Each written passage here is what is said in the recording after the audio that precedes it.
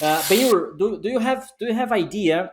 I mean, not idea, but we mentioned training and this kind of culture, how to change the mindset and so on. Did you have some I don't know another better word, but let's use this one. Did you have some conflicts with development teams regarding this? What Chris mentioned, like they have big ego.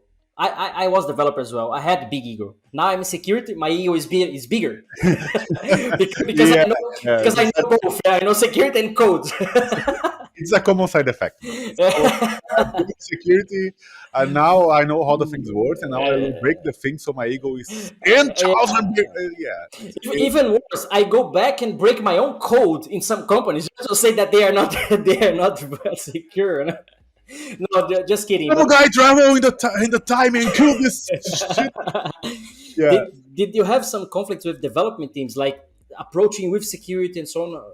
Can you share this experience? Honestly, I had a Yeah, great relationship. Oh, did you want me or Ben? yeah. No, you can jump in and then Ben can explain as well. Yeah. Okay, sorry, Ben.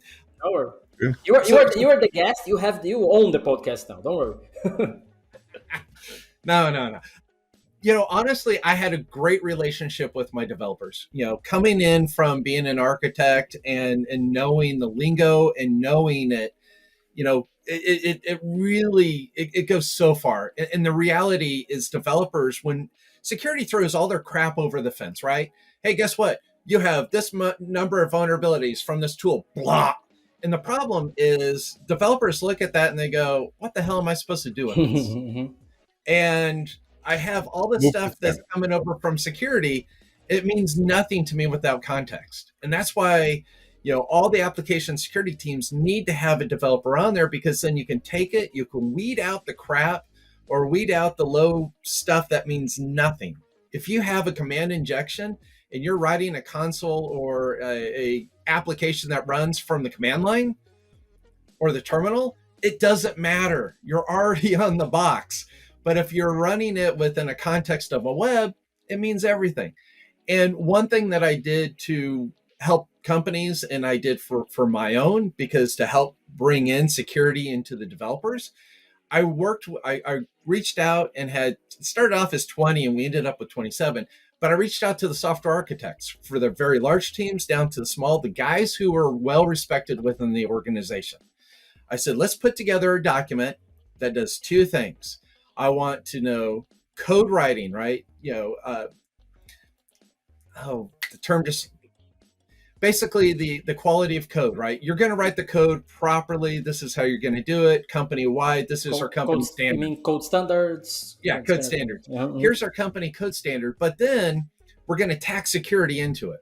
So when you're doing an API or a UI and you have a failed login, you don't just say invalid password. Guess what? Now I know the username's right. It's the invalid username or password. Make sure your return codes are valid and good, but also not giving the keys to the kingdom away. And so this API document we put together was 80 plus pages. And the beautiful thing about it was it's now a required thing. Having code quality and code standards there for the company now means that even the new guys walking in the door have to adhere to it. And you've also sprinkled in your pepper, your security into it. And now it's on fire. Now it's helping. Ah, cool. Ben, you can talk now. Yeah, exactly like Chris said. For me, we'll we'll have a great, big, and impossible battle with developer if we put all the vulnerabilities in a single report, send to them, and fix that shit. So that's the way I haven't seen work for many years. And here we do not have this friction with developers, but why is the most important? First, every vulnerability will have a report, good. But how we send this report to developer team? First, we explain to them the attack path, the risk. We will involve in a call, in a chat. We are leave. Let me present to you this vulnerability, because we do not have 1,000 vulnerabilities per month For example, to make impossible to have a chat with them. So every vulnerability should be also a training. Because if we find a vulnerability, depends on the vulnerability, it's not a single vulnerability. It's a problem in the entire application security stack. Why SAST does not catch the vulnerability? If this vulnerability for the SQL injection, okay, let's say, it's our training program, why does it still happen? So why this vulnerability is still present in our code base? This is not another vulnerability report, another fix, and tomorrow another developer will put that again in that code. So vulnerability should be explained in a form that we can explain the vulnerability, explain the attack path, something like talk about security, but not using security word. For example, let me show you like a bug in the software. Let me show how can you lose real quick. Oh, if I test this API here, it works perfect. But if I put in this field here in the request, this kind of thing, what happened? And let them participate in to understand of the vulnerability. Oh, now what happened, bro? Let me just tell me what happened here. So, and then when we want to fix, I have two ways. First, you need to fix in this way. End of this transmission. No, bro, how do you think we can fix this thing?